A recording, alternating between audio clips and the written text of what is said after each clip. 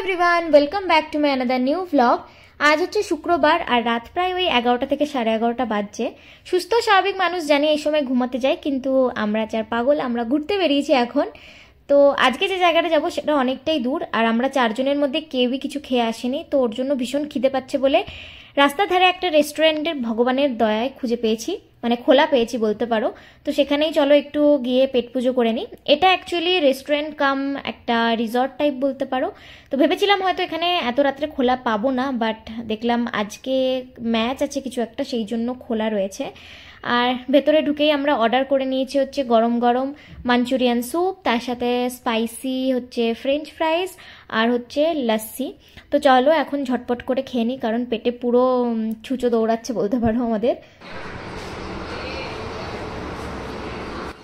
খাবার দাবার খেয়ে এখন কিন্তু আমরা এখান থেকে বেরিয়ে যাচ্ছি, কারণ অনেকটা পথ যেতে হবে। আর হ্যাঁ, তোমাদের সাথে বলতে তো ভুলেই গেলাম যে আমরা কোথায় যাচ্ছি।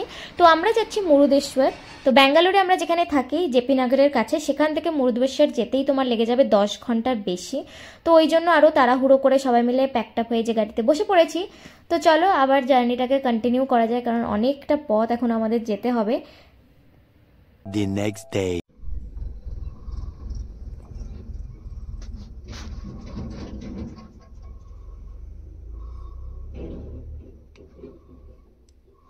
তো ভোর এখন 4টে থেকে 4:30 বাজছে। বাইরে দেখে তো বুঝতেই পারছো সূর্যও ঠিক করে ওঠেনি আর পুরো কুয়াশা হয়ে আছে। সুয়াসের আজকে প্ল্যান ছিল যে যেহেতু অনেকটা লং টাইম, মানে লং জার্নি, আমাদের 10 ঘন্টা লাগবে যেতে, তো ভেবেছিল যে পুরোটাও কভার করে দেবে না ঘুমিয়ে। সেই জন্য প্রচুর বারবার ব্রেক নিয়ে কফি টফিও খাচ্ছিল, কিন্তু শেষ পর্যন্ত গিয়ে ও আর পারলো না। তো আমরা ওকে বললাম যে না, একদমই এভাবে গাড়ি চালিও না, চোখে ঘুম নিয়ে গাড়ি চালানো একদমই উচিত নয়। তো ওই জন্য রাস্তারই ধারে একটা জায়গায় আমরা দাঁড় করিয়ে অনেকক্ষণ ঘুমিয়ে নিলাম সবাই মিলে। আর এই যে ঘুম থেকেও উঠে গেছে আর আবার আমরা শুরু করে দিয়েছি জার্নি। তো চলো আমাদের সাথে সাথে তোমরাও একটু জার্নিটাকে এনজয় করো।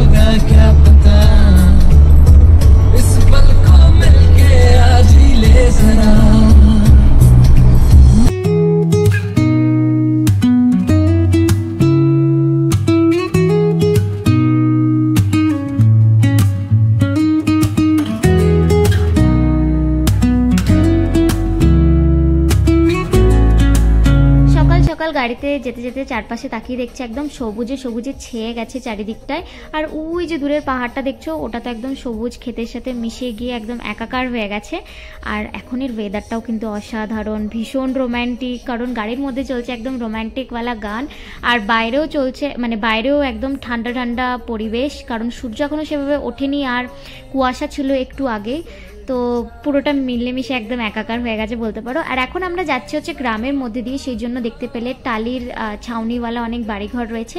তবে হ্যাঁ, সাউথ ইন্ডিয়ান বেশিরভাগ বাড়িরই মানে আদি বাড়িগুলোর স্ট্রাকচার ওরকম টালিওয়ালাই হয়ে থাকে।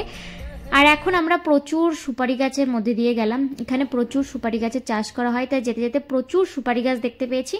আর বকবক করতে করতে একদম মুরুদেশ্বরের কাছে চলে এসেছি। এখন আমরা যে নদীটাকে ক্রস করছি এটা হচ্ছে শারাবতী রিভার। তো আমি জানতাম না, এদেরকে জিজ্ঞেস করলাম তো এরা বললো, আমি এর আগে কখনো নাম শুনিনি এই নদীটার। তবে নদীটা বেশ বড়, দেখো দুদিকেই বেশ চওড়া রয়েছে নদীটার, মাঝখান দিয়ে রাস্তাও। আর ফাইনালি আমরা পরে চলে এসেছি একদম মুরুদেশ্বর টেম্পল যেটা সেখানে। তো সামনেই যে লম্বা মতো মন্দিরটা দেখতে পাচ্ছ এটাই হচ্ছে মুরুদেশ্বর টেম্পল, আর এটা শুনেছি খুব জাগ্রত। তো চলো এখন রুমে যাই। আমরা একদম বিচ সাইডে, মানে মন্দিরের কাছেই নিয়েছি রুম, যাতে আমরা হেঁটেই মন্দির আসতে পারি বা বিচটাকেও এনজয় করতে পারি। তো আজকের মতো ব্লগটা আমি এখানেই শেষ করলাম। আবারও দেখা হচ্ছে খুব তাড়াতাড়ি একটা নতুন ব্লগ নিয়ে। Bye bye.